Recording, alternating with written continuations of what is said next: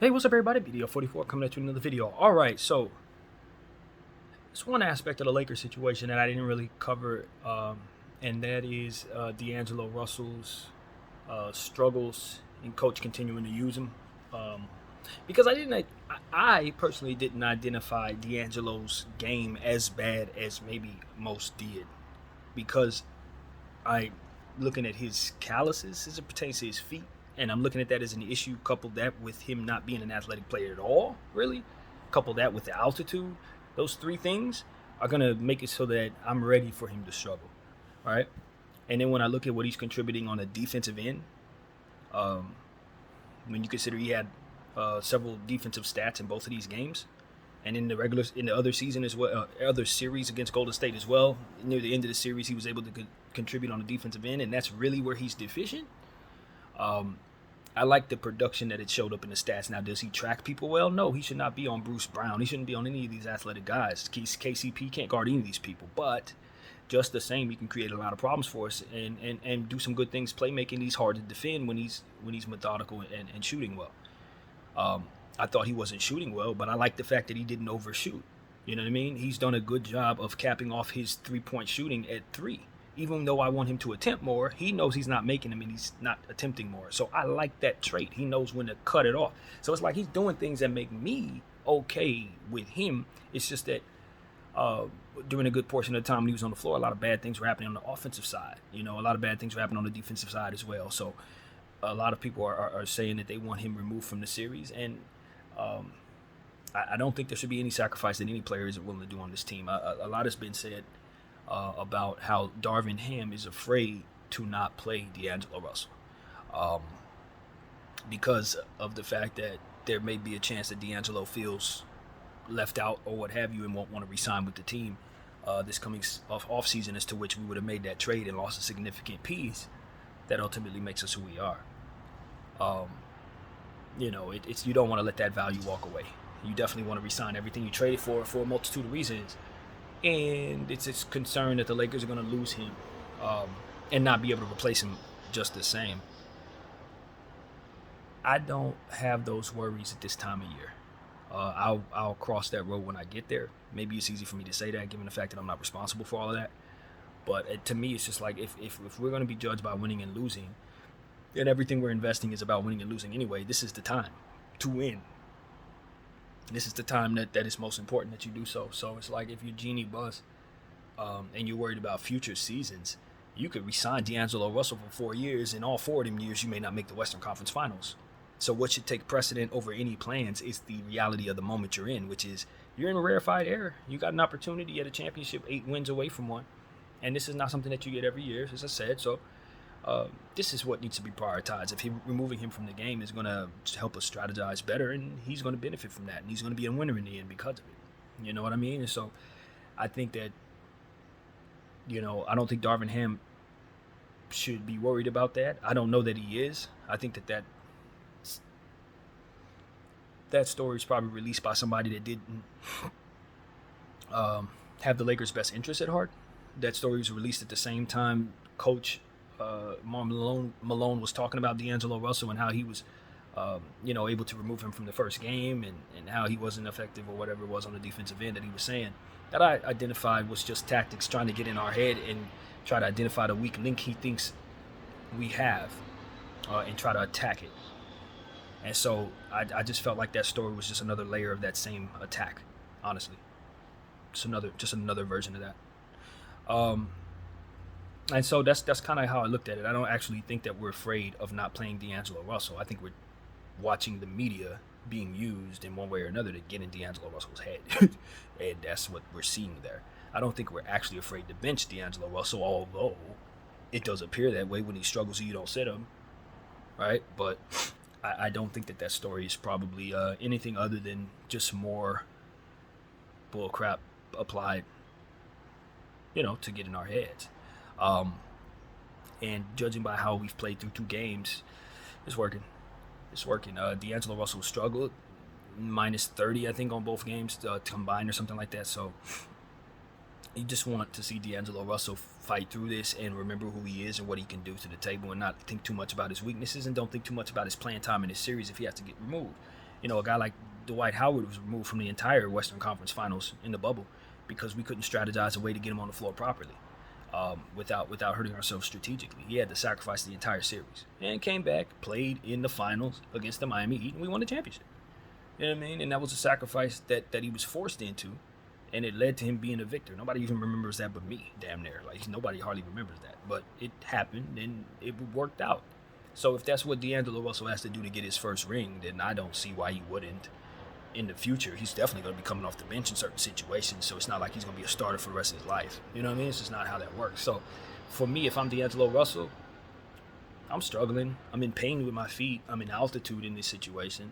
The matchups don't work. I am chasing around a guy like Bruce Brown who's flying all over the place. I don't want to fail. So I'm going to want to do what it takes to win. I'm going to want to put the right chess pieces on the board. And if I happen to not be that chess piece, then let's sit down and let's root on the team. So I think D'Angelo Russell's probably thinking like that in real life, and I think the media just wants us to think he's not. But judging by what I saw after game one, it was a guy that was in the gym with only him and Max Christie shooting jump shots. So his intention is to give more, not less, to our situation, and that's why I wasn't too upset at him. Despite everybody else, the running narrative is he needs to be removed from the series. I don't necessarily disagree, because it's just not a series for him. But as far as me piling on pressure and saying, you're the worst, I just have too much of what's going on with him in my mind as I'm seeing him struggle. That's all it is. He needs to be managed. And unfortunately, we don't have the most reliable point guard spot when that needs to be the case. Dennis Schroeder is helping us in a lot of ways, but his basketball IQ issues rear their ugly head in the most inopportune times. He'll make the wrong decision in this situation. He'll make the wrong decision over there in that situation, on top of so many other good things that you're happy with. But at the end of the day, it balances itself out to be that he's not a star. He's not, you know what I mean? And because of that, you're going to have to just accept that there's going to be times where he's just not going to do the right thing. And that's just going to be what comes with the player. And that's just the difference between, having super duper star and having Dennis Schroeder, who's a solid sixth man of the year, a guy who's accomplished some things in this league, who's above average, but not enough to where you can afford to have him and D'Lo both struggling and win the series. So that's kind of what I'm saying. We do not have the most reliable point guard position right now. But that's not why we're losing. I think we're losing because we don't have adequate rim protection outside of Anthony Davis. And anybody heavier than 150 pounds to throw at Nikola Jokic. And so if anything, the Lakers are just making me understand that we probably need to be drafting Derek Lively with the 17th overall pick, or trading down to make that make sense so that we can make sure Lively's on our team. If you want to know who Lively is, he's a 7'7" wingspan guy, a 7-footer, who basically blocks shots for a living. And that's going to translate very well. He doesn't have no outside game. He's not a Swiss Army knife. He's just a guy like Robinson in New York, or a guy like Mutombo or something like that. He's going to block a ton of shots and make it so that rim protection is always on the floor. That is the thing that the Lakers need. Now, I don't believe in drafting for need, but after watching this series, and if we get swept out of here, there should be no other person we drafting but Derek Lively. I'm sorry. We need a fresh center that can create absolute and utter issues so that we'll have insurance for Anthony Davis and not be relying upon guys like Bamba or Wenyen to hold us down, because that's the piece we're missing right now. We can sign Tristan Thompson, but we can't see ourselves playing him, and that is very frustrating. So that's really what it comes down to. I just need us to address our center position, our rim protection situation, so that we're not overly reliant upon Anthony Davis, because the way the team is constructed, it functions properly off of block shots and offensive rebounds, or defensive rebounds going in transition. And if we can't manifest that enough times against a team like this, then it's the difference. And so that's where we're running into holes, I think. So yeah, man, I ain't saying Lively's my favorite player in that draft range, but I am saying that if we're going to fill an absolute need, drafting him is probably the most reasonable thing for us. So that is something that needs to be said. It just ain't enough rim protection, not enough size down there. And I know we have more size, but we don't trust it. They don't want to play Wenyen. That's been also a mistake in this series. We let Wenyen play against Embiid in certain situations. I ain't going to say he got a bunch of stops or anything, but the point is that type of weight and that type of cachet, we've already had him try to defend people like that. So in small spurts in this series, not using Wenyen Gabriel, I think has contributed to why they had so many rebounds in that first half. Trust me, Even though they were rebounding like crazy in that first game, there's no way that if Winyon's on the floor, they're rebounding that successfully. It's not happening. He's too gifted of a rebounder to allow for that much success against him while he's on the floor. So my opinion is we have misused our roster as it pertains to this Denver Nugget team through 2 games because we failed to identify that we need to gang rebound like we did in the first quarter of game 2 for 4 quarters for the rest of the series. And if we don't identify gang rebounding as a key to our success in this series and a way to stop the bleeding to their success, then we're going to continue to bleed. So those are things that need to be said. You know, I'm frustrated, and I made a video, a therapy session this morning, illustrating my entire frustrations in this series. The way the team is being covered, the way Jokic is being covered, it's just been a really frustrating thing for myself personally. And I didn't want to make it into a Laker video because I just said some things that I don't think are going to rub people all the right way, just from my own perspective. But nevertheless, I needed to get all that out. I do encourage those who would care to hear me speak that way, go check out that video because that is a Laker video. I just know I said some stuff that's going to turn y'all off. But at the end of the day, the Lakers are up against it, and they're not backing their fans up and the talking heads up. That's what it boils down to. We're not being backed up, man. I'm trying to go to bat for D'Lo. I'm trying to go to bat for the players. I'm going to bat for Bron. Trying to shoot AD some bail. I got all this in my head about the team's altitude, the schedules that we've dealt with for the past 2 series, and how they've given us very little rest, leading us into this series of altitude. It's just a lot of stuff that just looks deliberate, and I just don't feel like I have a leg to stand on. It's almost like I just got to sit here and watch and just be okay with it, with the whole thing. And it's like, maybe I'm just in denial about how good the Denver Nuggets are, because I look at their roster and I see holes. I look at their team and I don't see a strong squad. I just see a fantastic couple of players that are able to stay on the floor for 48 minutes to dominate, which is something that they should be accredited a great deal of support for. Jamal Murray, you can't supplement or simulate what he's doing. He is one of a kind, and he is why we're down 2-0 in my humble opinion. The shot making is overwhelming. Jokic is Jokic, and you can't take away from what he's doing, but who's really actually killing us is Jamal Murray. And so it's like, you know that. I told everybody going into this series that the Jamal Murray we were going to see was going to be more like the Jamal Murray that Donovan Mitchell saw 3 or 4 years ago, rather than the Jamal Murray that we've seen all season long, because he's just getting in better shape coming back from a knee injury. And so, you just knew that he was going to be an amazing version of himself, but you were hoping that our team would have adequate defense prepared, since he's one of only 8 players that's going to kill us.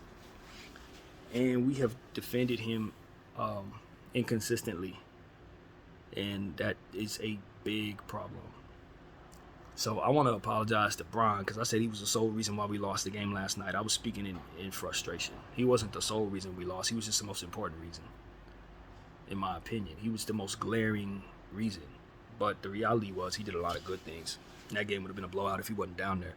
But we just need him not to be so careless in regards to how he approaches the offensive end, especially when the momentum's, basically on the other team's side. You got all that you're dealing with in regards to what we've already talked about in altitude and the players they got.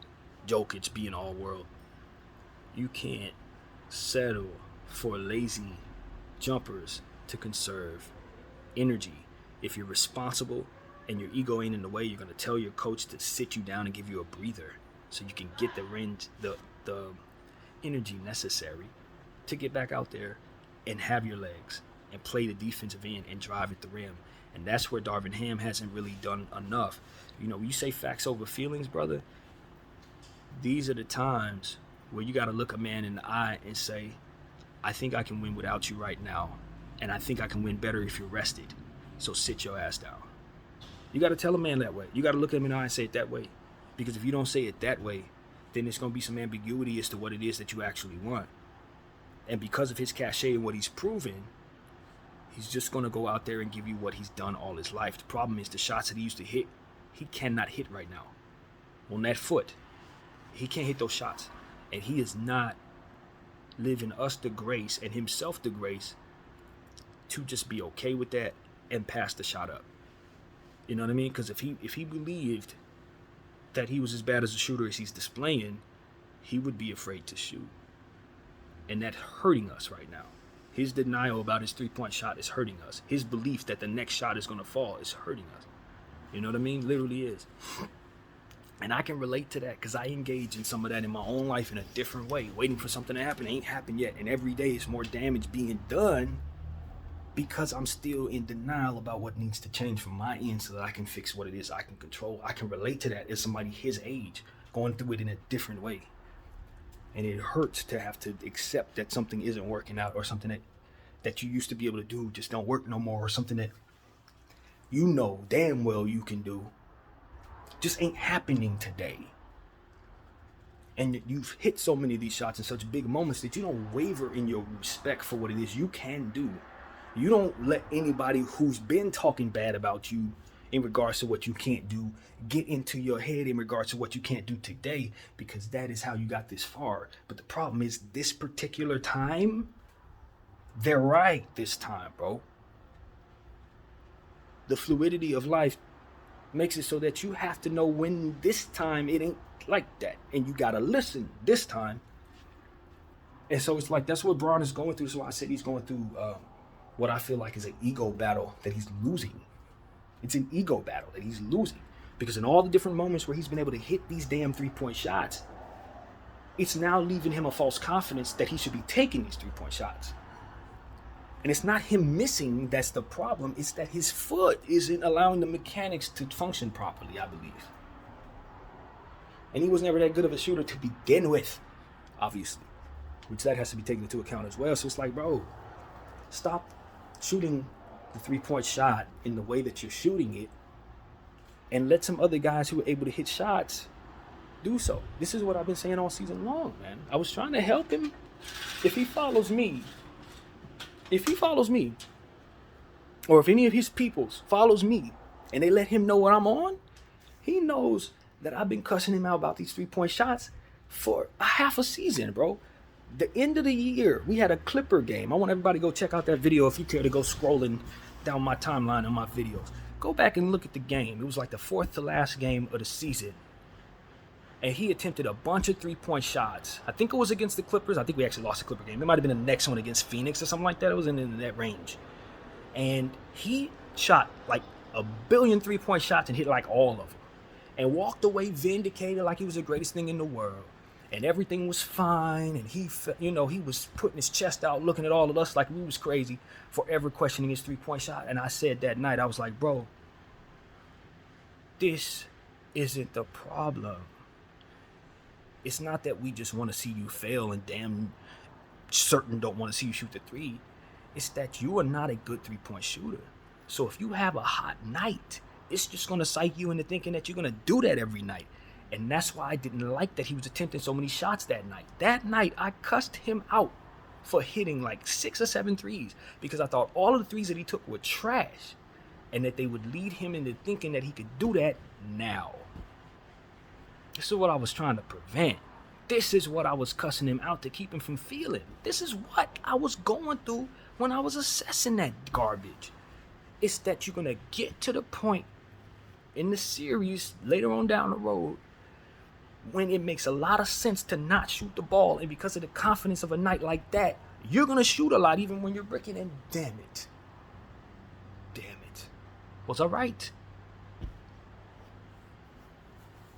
This is why I talk the way I talk all year long after wins. When we do stupid stuff that I don't like, it's because I'm trying to prevent this day from hitting all of us Laker fans. That's what my channel's been about for 2 years. If you guys follow me as religiously as I've been speaking, you know exactly how serious I've been about not using small ball, not overshooting the three-point shot. We've talked about all of this stuff so that when we get to the Western Conference Finals, we wouldn't have any of these freaking tendencies. We've talked about them all, over 120 rants on this channel this season about this. And so now that we're here, it's like, yo, I am not going to go into super rants like it's the middle of the season when all of those things have already been said over 166 times. This is when you can't afford to have not learned the lessons I was trying to teach you. This is when you don't display a lack of competitive nature in your intellect. You got to be smart in how you move. You got to be methodical in how you attack your own weaknesses. And you certainly do not dig holes for yourself to pull yourself out of to, for whatever, any kind of reason whatsoever. You never do that. And we do that. And you take certain games off, load manage that pulse. And we use the word pulse a lot because it speaks to a certain consistency that provides a certain building or sewing or anything that you're doing is going to be in rhythm. And when you load manage in rhythm, or have games where you only want to attempt 7 shots if you're Anthony Davis once a week, when you get to the Western Conference Finals, those habits are going to follow you there. And look where we at. All the different stuff that we did throughout the season that we tasked our team with not doing throughout these course of these games are things that they did in the first 2 games of this series. It's true. All the stuff we told them not to do, all the stuff we said we didn't want to see leading up to those moments, the key things, not all of them, but the key things. We carried them tendencies into this situation, and that's why we're in this situation. But because I know my team, I also know we do things to get ourselves out of situations. I also know what type of resilience we've shown. I also know what type of, focus we can display. So there's still some wins to get in this series. But 4 of them out of 6, as a Laker fan, I'm saying, yeah, we can do it. As a fan of the sport, I'm looking at that formula and saying, it ain't going to happen too often. You're not going to do that too often. You drop the first 2 games in the series, and you are more than likely to lose that series, however you want to slice it. You definitely are not in a good spot. They got 2 more games to win. You got 4, and they've already beaten you twice. So you likely going to lose the series. And so what I'm trying to do is trying to find a way to either cope with the inevitable losing or have belief that we're going to come back and top the series and get it back in gear. But I don't know which way to lean. I don't know what's right for me in regards to this team. That's really where I'm at. I don't know what's right for me. Either I can be more pessimistic, which is what I normally do, or I could try to be positive and just hope that this time in being positive that I'm right. But I mean, the pessimism is there for a reason, bro. I've watched so much basketball, high-level basketball and low-level basketball. So I have a nice contrast of both. I know what winning looked like. I know what losing looked like. And so I just tell you, this team has done everything I was worried about. And that's why I didn't pick us to win the championship from the beginning. Even when we made the trades, even when we were rushing into the playoffs, even when we beat Grizzlies, I still had my reservations because those tendencies are real. And those are tendencies that get you beat. Runner-up tendencies. That's what this team has. Runner-up tendencies. Close, but no cigar tendencies. You know what I'm saying? And that's what I've been trying to help us all fight against and identify all season long when I'm calling us soft, calling us food, doing all this stuff that just would otherwise disrespect people that listen to me who are on the team. It's not because I want to belittle you. It's because I was trying to prepare you for these moments. And I don't know that I succeeded, man. I don't know. But I can tell you this. The loss ain't on me. I can tell you that. But I just feel like the Los Angeles Lakers, man, they're not a horrible team like we look like in this first couple of games. I think we're older. I think we've struggled with the schedule, the 1 day's rest between games. I think that also is why you feel like being pessimistic is probably the way to feel. Because at the end of the day, it's not just 6 games you have to play, or rather 5 games. Hopefully you can stretch this out. Well, you know what I'm trying to say. If you can extend the series, even if you do extend the series, you're still dealing with altitude when you get to the end of it. So the best thing for the Lakers is to try to get one of these 2 games here, and that way we have less of a need to win these 2 home games, and then less of a need to have to win a game in Denver. So we didn't do nothing to help ourselves, and now Denver's in a firm position to just wipe us out, maybe even sweep us, to be honest with you. I'm not ruling out a sweep. The way we lost these last 2 games, they can do it. I mean, there's no reason to think that we won't play another 2 close games and still lose. You feel me? That's what I'm telling you. We can do all the good stuff, and it's going to come down to the last couple minutes. And the tendencies is that we're not going to do enough and they will. That's what the tendencies are now showing us. So, pessimism is an easy way to cope with what it is that you hope doesn't happen. But at the end of the day, when you have a voice, you want to express positivity. You're hoping that those who can do something about it are being inspired by you. You know what I mean? But at the end of the day, it's like, bro, I've been trying to tell these people not to do some of this stuff. And it's like, they went with what they went with.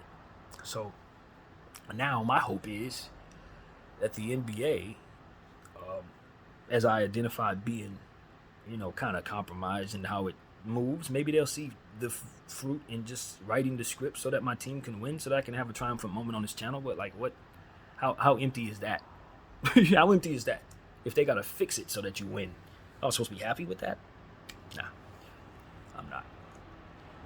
What I am is aware that there's a lot of mistakes made, a lot of stuff against us, and we did not, through 2 games, do what we need to do. LeBron James talking about one thing he took away from this series is that it takes 2 more. You don't win the series with 2 games. I said the same thing in my video, but I don't think that speaks to LeBron James really wanting to talk about that game too much. I think that speaks to him just saying, you know what, we got 2 more chances, and they're gonna have to prove they could beat us 2 more times. I didn't hear him say anything about that formula not being in place for them to beat us 2 more times. So that's really where I'm at with it. It almost sounds like he's kind of like conceding that we're gonna lose the series, low key. And it's just one of those situations where you're like, here goes the balance problem again. Just like I was having trouble with the teetering in this, here goes the problem here. LeBron James. All the good that he's done for us on the positive side, which is like we couldn't be here without him. But when you get here and it's like you can't get further with him, and you're just like, how am I supposed to? How do I absorb that? As a not LeBron fan, Laker fan, how do I absorb that? You know what I'm saying? I don't know. I really don't know how to absorb that. I wrestle with, clearly this guy's family. Clearly he's going up in the rafters. Clearly he's brought us a championship. We don't have 17 without him. 17 matters, and we love 17. So you got to have balance. Like, he had a good defensive game. He had a +3. I mean, he didn't have a negative effect on the game from a plus-minus standpoint. Like, there's a lot of things to just say, like, bro, you make us wrestle with your greatness versus your flaws. I guess everybody does that, right? Every superstar is going to have that. You just got to live with that, with who you have. And when you fall short, you just got to roll up your sleeves and get back out there if there's still more games to play. And I wrestle with that, man. I'm not going to tell y'all that I don't wrestle with that as a fan. I would like that to be a bit more simple for me, personally, especially as a talking head. When I try to assess LeBron James and whether or not he's doing what he needs to do, it's a much more complicated thing than just simply say, man, he cost us a game because he bricked threes. Because he did like 178 different things that you couldn't have even gotten through the game without him. But because he's capable of doing all of that, you want him to get this right too. You don't want him to cater to you losing if you can't win without him. And then there's the Anthony Davis factor. Anthony Davis is just as complicated as LeBron. Because there's so many different variables to weigh when you're looking at him. It's a trillion. That's why it's like, the media is going to try to simplify it for us, but the reality is they're going to have to talk for 20 minutes to try to help you assess what it is that Anthony Davis is doing in the fullness of his situation. The load management he's used to, the strategies that are used against him defensively, his responsibility on defense and how he has to stay out of foul trouble, his responsibility on offense and how the offense is not catered to feeding him the ball 100 times because we have a million different players that can score the ball as well, including LeBron James. It's like a lot of different things to assess with Anthony Davis, including the stress fracture in his foot that he's playing for. I don't know what I'm looking at fully. The more my basketball IQ grows, the more I realize I can't live without Anthony either. Half the time he ain't on the damn floor throughout the season because he hurt. When he does come back, half the time he ain't playing well because of, see what I already said. So it's like, okay, we're in the Western Conference Finals. Cool. However the regular season played out, we struggled, we're here. But we're down 0-2 to a team that I know we're better than. And the whole thing, it just makes for a real strange conundrum. I don't know what to want. I don't know if I want these people to do it running back another year. With LeBron James in year 21, he already looked done this season. Do I get rid of LeBron James knowing that I probably can't replace him with a better superstar even if I do? Even if I do, if I go replace him with Trae Young, are we better? No. Let's be honest. You traded for Jaylen Brown? You're not better. Now you're back into a situation where you hope to get as good as you got this time, so you can get back to the Western Conference Finals. Chances are you ain't getting back to the Western Conference Finals once you do that. Your success is determined by whether or not you can replace LeBron James with something that can help you win more, or bring back LeBron James and hope to God that he has more to give you. I don't like none of that. I don't like the position it puts me in as a fan. I don't know what to do with it. And I'm frustrated with it, and that's just it. It's a conundrum. Damned if I bring him back, damned if I don't.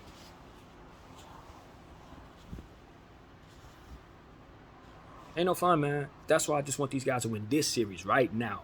If you win this series right now, win the next series right now, then we can go back to the drawing board after we win the championship and make sound decisions about our future. But as long as we're in this space where we could be good enough but are displaying that we're not good enough, it's almost like being in no man's land. Just a higher version of no man's land. Like, you're close to the championship, but you're not actually close to the championship. You know what I mean? You just are good enough to be where you are, and that's it. Still capped off.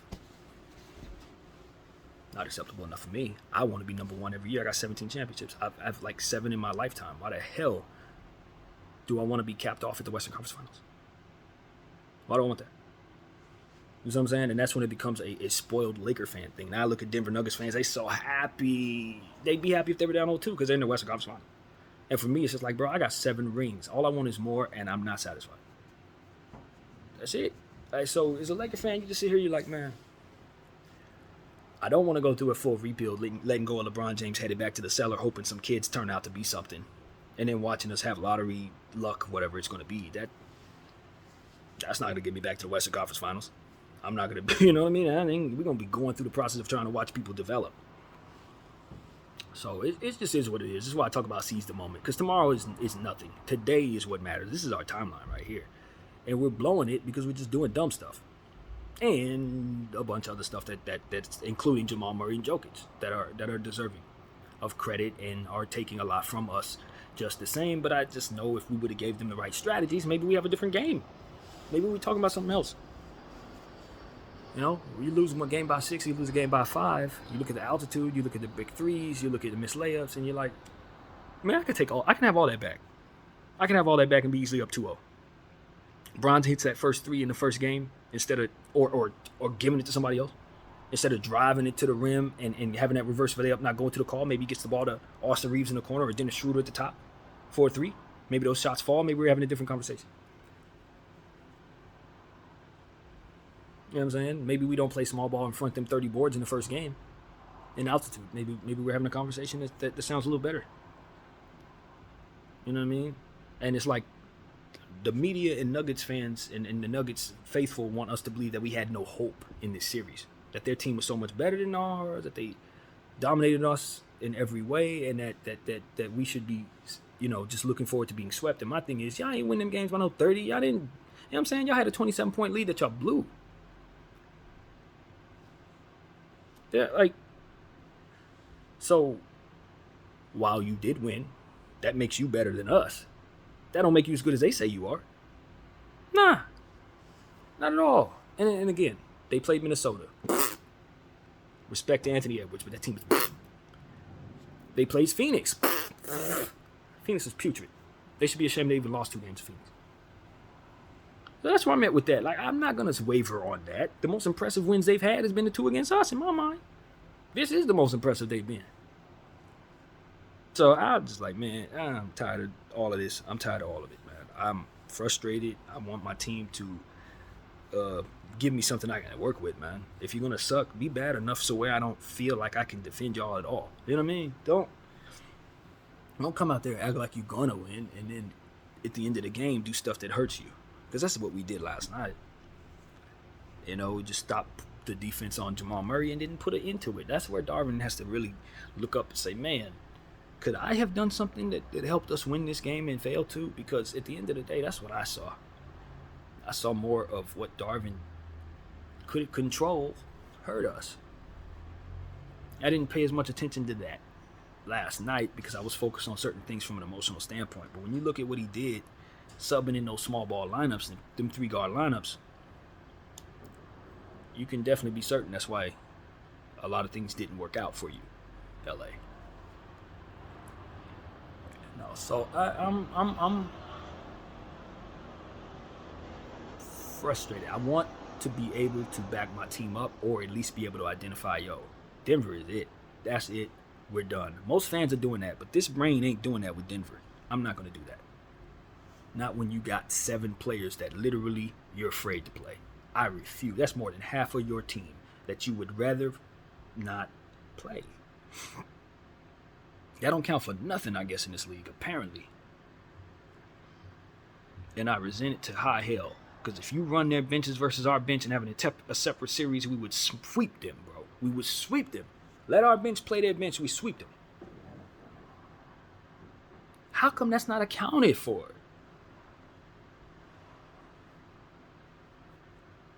I don't like it. That's what it really comes down. I don't like it. I don't like any of it. So that's where I'm at with it, man. I'm frustrated. Of course, if I were a Denver fan, I'd feel great this morning. They were able to overcome some things that were serious, you know, even though nobody's telling them that. The Lakers came at them pretty hard in some of those games, especially that first one. But, you know, I mean, it just is what it is. When you got LeBron James hoisting up threes, he think he's Steph Curry. He's really Shaq from behind the arc. It's what it is. And that's what it comes down to. You look at your superstars and say, I got all these different flaws. The team is whatever it's going to be. You're supposed to mask those flaws. AD, you're supposed to mask those flaws. LeBron James, he didn't deliver, man. I don't feel like that's like the worst thing in the world. It's just the identification of facts. They just did not deliver through 2 games at all. Anthony Davis did in the scoring column in the first game, but we needed rebounds. He can give it to us. You know, he contributed in the blocks column in the last game, but we need scoring. He can give it to us. So it's like, Anthony, give us what we need, fam. Give us what we need. We dominate when you dominate. Give us what we need. 4 made field goals. 17 attempts, I think. I like the 17 attempts. I think that's what he attempted. My stats here in front of me. Yes, I do. Let's be accurate. AD hooked us up with 15 attempts. 4 of 15. I like the attempts because I didn't watch him attempt 7 shots, 9 shots. So if he's giving me 15 attempts, that means he tried to put some points up. And that's where it is. If you miss shots, okay, but give me them damn attempts, bro. Don't walk away with 8 attempts, 7 attempts.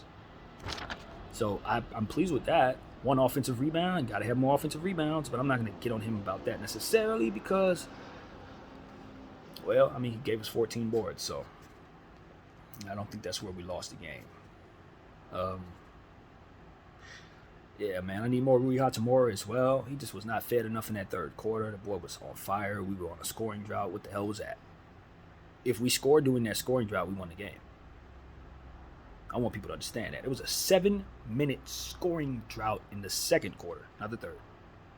And we didn't take Rui off the floor at all throughout that process. He hadn't missed a shot at all throughout that process.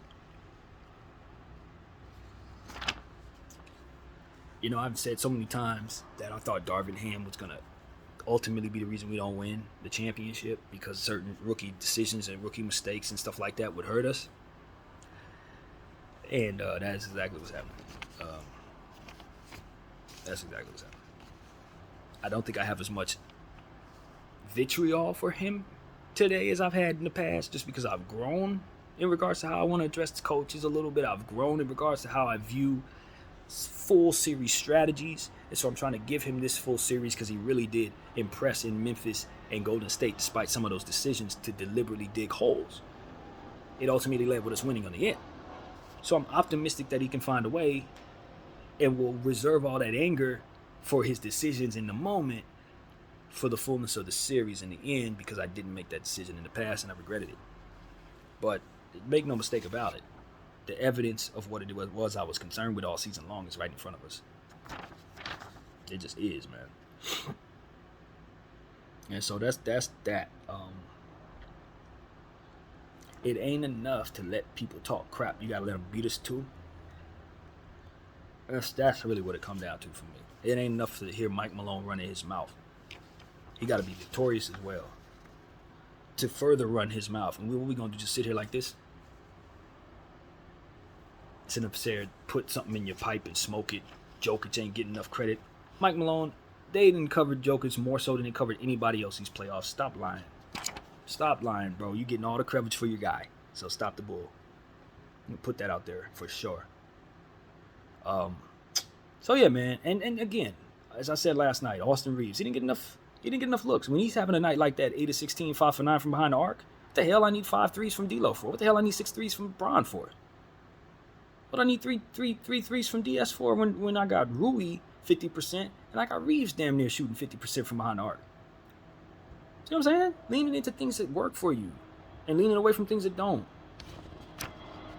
Not something that we're very strong at. Not at all. And look, I'm looking at D'Lo's stats right now. People are overstating. Oh wait, no, that's the wrong stats. Forgive me. I was looking at DS. Ignore that. I would ignore that. I was about to say D'Lo didn't play as bad as they said he did. Which actually, looking at his stats, he didn't. He didn't, just the same. Because I'm looking at those stats now, and they say 10 points, 3 rebounds, 5 assists, 2 steals, 1 block, 1 turnover. All he did was miss shots, y'all. He missed 5 shots. 4 of them were threes. It's really all he did wrong on the stats.